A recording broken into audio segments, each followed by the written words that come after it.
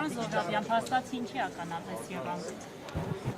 Տեսեք, նախ եւ առաջ դուք ինքներդ տեսաք, որ մեղադրանքի կողմը փորձում է դռնփակ նիստի տանել եւ դռնփակ կարգով անցկացնել ըստ լրատվամիջոցների աչքից հեռու։ Մենք կարծում ենք, որ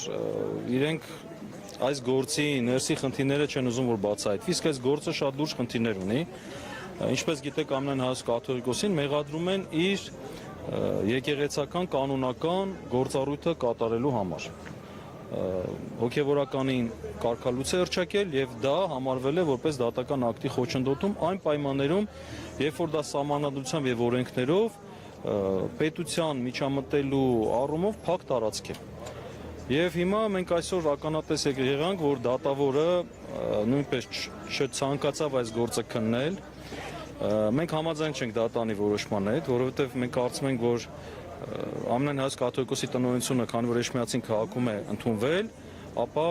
գործը պետք է քննվեր այս դատարանում։ Դատավորը այդ կարծիքը չուներ։ Մի կողմից սա խոսում է նաև նրա մասին, որ դատավորները բոլոր դեպքերում հասկանում են, որ սա խնդրահարույց գործ է, մի կողմից ուրեմն իրենց խիղճն է,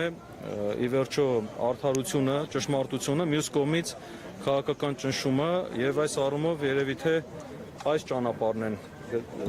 փնտրել եւ գտել։ Բայց վստահեցրեց, որ չի հուսա։ Ես իմ կարծիքն եմ ասում։ Տեսեք, մենք ինչի չենք ուզում Երևան քաղաք գնալ, որովհետեւ դա արդեն խնդրահարույց է։ Դուք հիշում եք Միքայել arczepiskopos Աչապարյանի գործով, այդպես էլի ստիպողաբար Երևանում քննեցին, վերջում պարզվեց, որ ընդդատության կանոնի խախտում կար եւ բեկանվեց։ Այսինքն այս ժամանակատվածը իրենք ջուրը լցրեցին։ Եվ հիմա Երևան քաղաքում քննելը նույն ռիսկերով է բնականաբար հղի եւ մի կարևոր մտահոգություն է, այս գործը կարող է մակագրվել այնպիսի դատավորների, որոնց հանրությունը չի վստահում, օրինակ Մասիս Մելքոնյանին, Կարեն Ֆարխոյանին, Արմինե Մելիքսեցյանին եւ այլոց, որոնց դեպքում բնականաբար մենք արդարադատության սպասելու առումով խնդիր ենք ունենալու։ Եվ հիմա տեսնենք, թող մակագրվի Երևան քաղաքի քրեական դատարանի որևէ դատավորին, մենք բնականաբար մեր դիրքորոշումը կներկայացնենք, հաջորդիվ տեսնենք ինչ կլինի, Երևանից էլ երևի այստեղ կուղարկեն, պասով այստեղ կուղարկեն, տեսնենք։ Տեսեք, բոլոր դեպքերում դատավորների տեսակետից տեսնում են, որ դատավորները ինչ-որ առումով խնդիր են տեսնում իրենց այս գործը քննելու հարցում։ Սա մի կողմից դրական է, մյուս կողմից բացական, որ եթե այդ գիտակցությունը կա, ապա կարելի է ուղղակի արդար դատական ակտ կայացնել, որովհետև այսպես ասեմ, մենք օրինակ այս փուլում նախատեսել ենք միջնորդություն, որ այս փուլում կարճվի գործը։ Մեր հաջորդ քայլը դա է լինելու, որովհետև այս գործը նույնիսկ ապացույցների հետազոտման ճանապարհ չպետք է անցնի, այս գործը հենց այս փուլում պետք է կարճվի։ Ինչու պարոն Զոհրաբյան, Եկեք հիմա ես իմ փաստարկները չներկայացնեմ, հա, բայց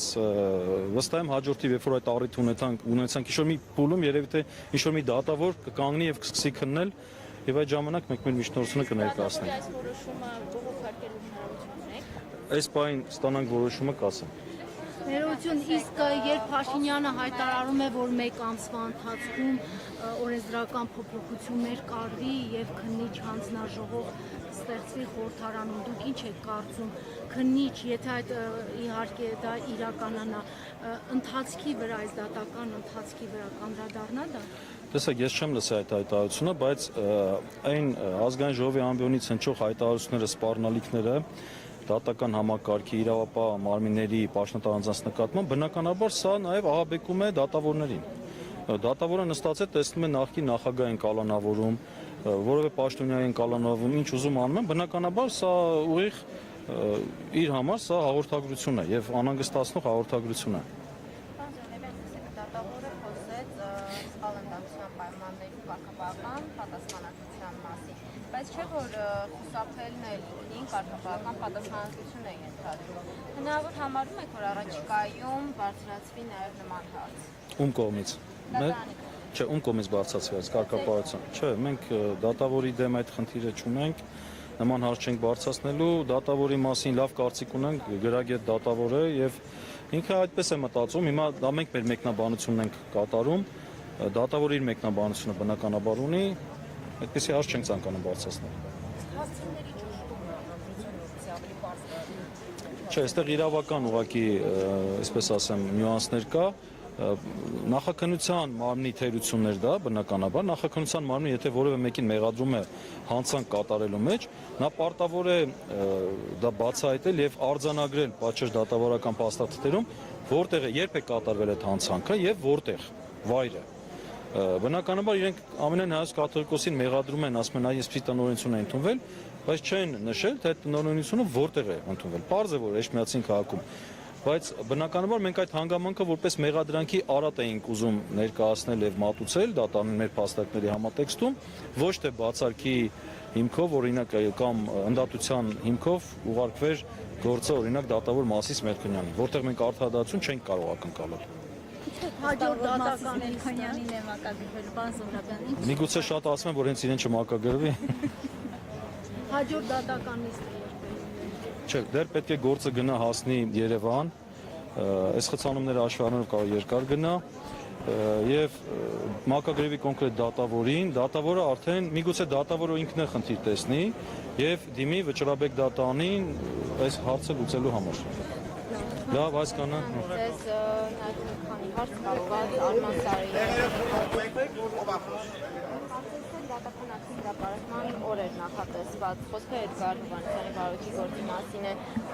որևէ Ուրեմն ասեմ հետեւյալը 3 գործով մենք սպասում ենք դատական ակտերի Արամայիս Թախմազյան դա Թալինի նախկին հոգևորականն էր Ստեփան Ասատրյան դա հայտնի Հովանավանքի հայտնի այն անձներ եւ պաստորեն Արման Սարոյան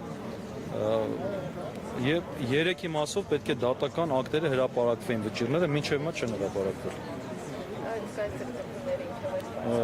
Այսպես ասեմ հաշվի առնելով զուգահեռ ազգային ժողովում այս շարժումները լավ բանի մասին չեմ խոսում մեկ հարց էր կապված ԴՀԿ-ի դեմ հայցի վերաբերյալ կարծես թե Վճռաբեկ դատարանը հայցի ապահովում չկիրառելու չկիրառելու որոշումը մեկանել էր ձեր բողոքի հիման վրա դա ինչ հետևանք ունեցավ Դեռ գործը վերաքննիչ դատարանը պետք է քննի, դեռ չի քննել, սպասում ենք վերաքննիչ դատարանը Այսինքն Արման Սարոյանը շարունակում է տնօրինել, տիրապետել, Այո, եղավ շնորհակալություն ձեզ